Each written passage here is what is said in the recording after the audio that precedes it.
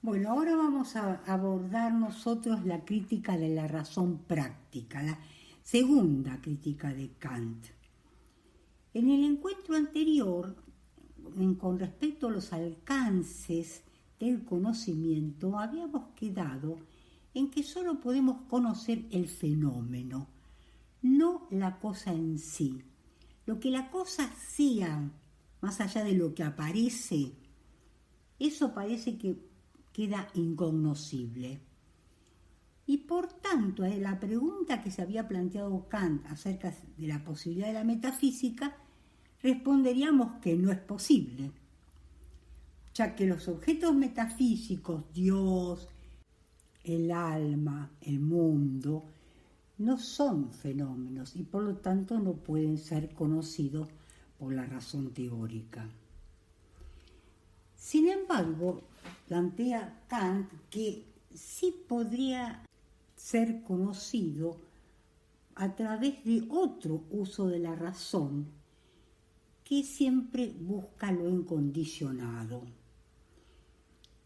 o sea, que busca aquello que está más allá de la experiencia. Y aquí justamente comienza el ámbito de la razón práctica, que Kant aborda en su segunda crítica. Y hagamos ahora un pequeño retroceso. Volvamos a las tres preguntas que Kant se planteaba al comienzo. Primero, ¿qué podemos conocer? La cual remite a el entendimiento, a la facultad del entendimiento. Cada una de estas preguntas remite a una facultad.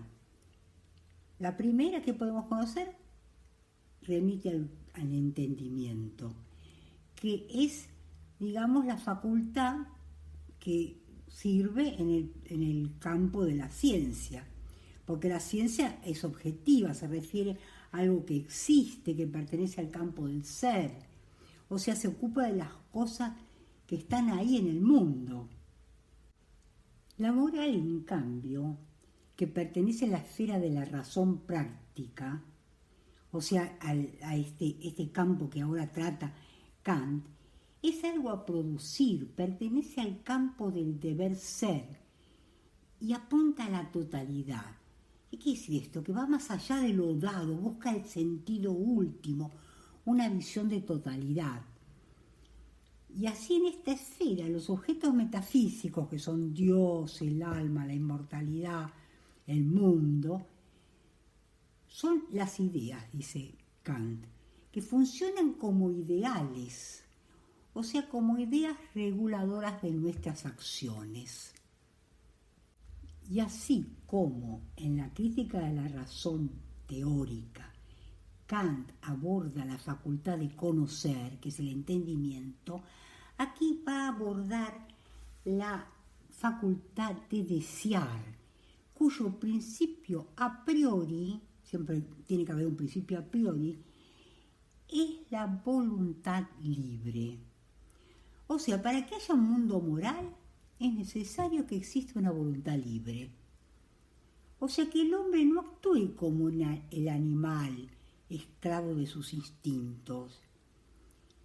La libertad de la voluntad supone que el hombre es libre de someterse a la ley moral, o sea, de actuar por deber. Pero ahora bien, hay dos tipos de deber.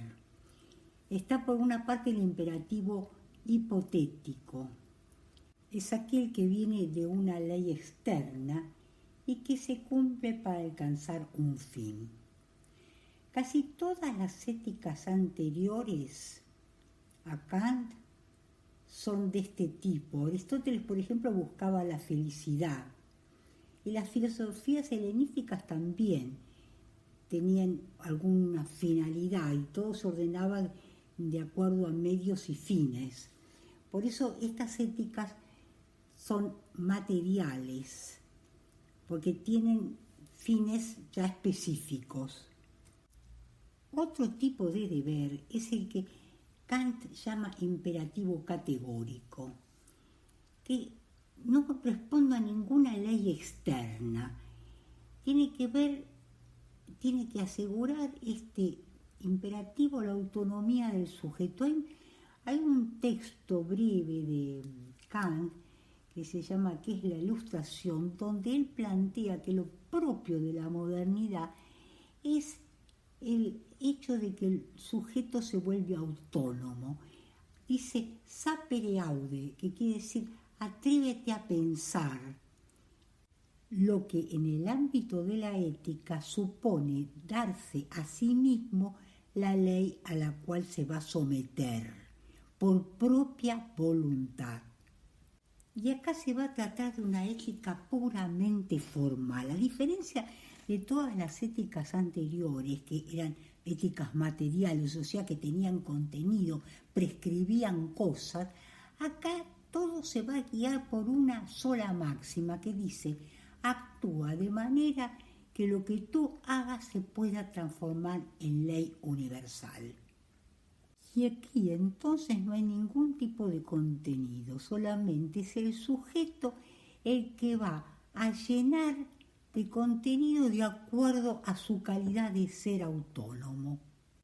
Y es por esto también, por su carácter formal, que se torna universalizable. Pero ojo, porque la acción no es moral por su consecuencia, sino por su voluntad. ¿Qué quiere decir esto?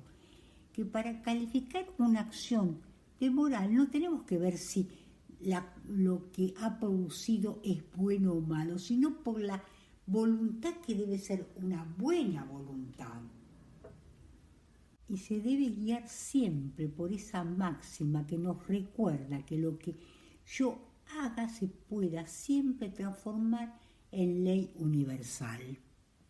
Entonces, la contradicción entre ese mundo de la causalidad, o sea, el mundo en el cual funcionan las leyes de la naturaleza, las relaciones de causa y efecto, y el mundo de la libertad, que es el mundo de la moral, se resuelve poniendo a la moral fuera de la experiencia. Yo no me puedo guiar por mis sentimientos, sino que debo actuar siempre por deber. En el mundo del ser, la causalidad produce. En el mundo del deber ser, la libertad realiza. Y entre ambos mundos hay un abismo, el de la cosa en sí, que nos hace considerar el mundo de la experiencia como algo que debe ser superado. Y esto es lo que nos lleva a lo que Kant plantea como primado de la razón práctica. Pero ojo, porque no solamente somos seres morales cuando estamos sometidos al deber, nos sometemos libremente, sino también cuando somos creadores del deber. Esto es lo propio del hombre, esto es lo que garantiza su carácter de autonomía. Pero al igual que Platón, para Kant, el bien está más allá del ser. Para Kant los ideales no se realizan en este mundo. ¿Por qué? Porque el hombre es finito. Entonces estas ideas son solo ideas reguladoras que nos guían en nuestras acciones, pero que nunca se alcanza ese ideal absoluto. Y es por eso que más tarde Hegel le va a criticar a Kant que se queda en el momento de la inmoralidad, que en su cosmovisión, en su manera de entender las cosas, la moralidad no se realiza. Y después ahí ya Hegel traerá su propia propuesta para interpretar esta cuestión. Bueno, y que entonces, ¿qué podemos nosotros concluir aquí acerca de la crítica de la razón práctica? Que aquellos objetos metafísicos, Dios, el mundo, el alma, no son conocibles por la razón teórica, ya lo hemos visto, pero sí se pueden pensar. No son objetos de conocimiento, pero sí de pensamiento.